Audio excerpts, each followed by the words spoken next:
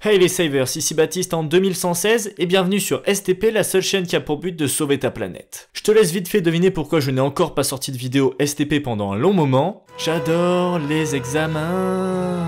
Bref, aujourd'hui on va parler des chewing-gums étant donné que j'ai retrouvé une vieille vidéo de Dr Nozman d'il y a 5 ans où il expliquait comment faire son propre chewing-gum bio. Au niveau de la forme, ne vous attendez pas à quelque chose d'industriel justement car c'est des machines qui les fabriquent et là c'est avec vos petites mains. Et le plus de ces chewing-gums, c'est qu'ils sont entièrement bio. Et ça, on aime. Vous voulez voir ce que j'ai dans la bouche? Ok. Voici l'après-mâchage. Ça ressemble à quoi? À un vrai chewing-gum. Mais à ton avis, quel est l'intérêt de consommer un chewing-gum bio et surtout pourquoi est-il si important de ne pas le balancer dans la nature? On va voir tout ça ensemble dans cet épisode de STP. Dr Nozman, ne jette pas ton chewing-gum dans la rue. C'est parti!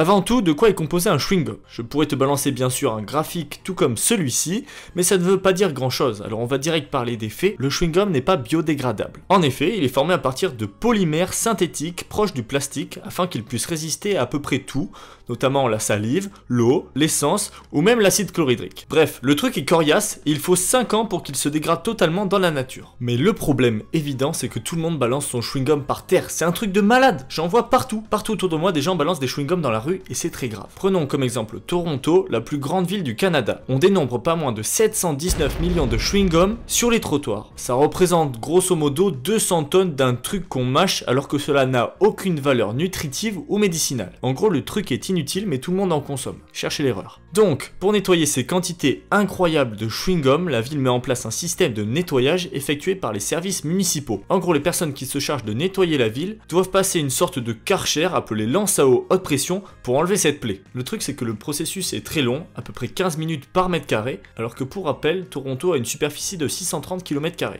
Il faut donc payer des personnes à faire ce nettoyage, mais bien sûr on utilise de l'eau quand on nettoie, ce qui représente donc un gaspillage juste énormissime. Et finalement, ces chewing-gums nettoyés, ils vont où? Comme les mégots, on les retrouve dans les cours d'eau ou dans la mer. Est-ce que tu valides cela? Je ne pense pas. Tu veux que je synthétise vite fait les conséquences d'un rejet d'un simple chewing-gum par terre? T'inquiète pas, ça sert à rien de répondre, je vais le faire de toute façon. En gros, cela engendre une énorme pollution visuelle avec tous les chewing-gums que l'on retrouve sur les trottoirs, des coûts de nettoyage exorbitants pour la ville, des milliers de litres d'eau gâchés pour nettoyer cette merde, des mecs qui passent leur vie à nettoyer cette saloperie qui reviendra toujours tant que les gens n'ont pas conscience que leur geste a de grandes conséquences. Et le pire, la perturbation de l'écosystème car des oiseaux avalent des chewing-gums en les confondant avec des miettes de pain, donc ils s'étouffent, et les poissons en bouffent également, ce qui nous refait bouffer notre chewing-gum, sauf que cette fois-ci il est sous forme de toxines dans leur chair. Et maintenant j'espère qu'une personne qui regarde cette vidéo et qui a rejeté un chewing-gum au moins une fois dans la rue est en PLS devant son écran. Donc ouais, ça en fait des conséquences et c'est pour ça qu'il faut absolument éviter ce geste. Et concrètement tu vas me dire, c'est quoi les solutions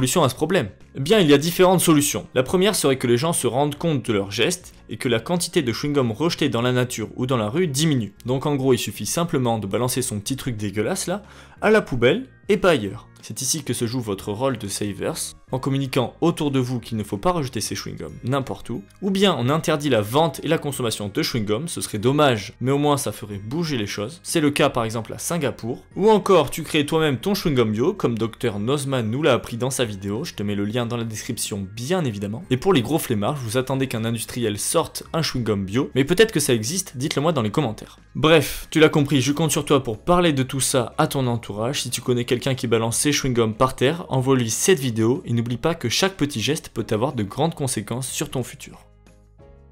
J'espère que cet épisode t'a plu, n'oubliez pas la petite cloche, car je fais des lives improvisés de temps en temps, le pouce bleu gros comme l'océan, abonne-toi si ce n'est pas déjà fait, et pour la prochaine fois STP, sauve ta planète.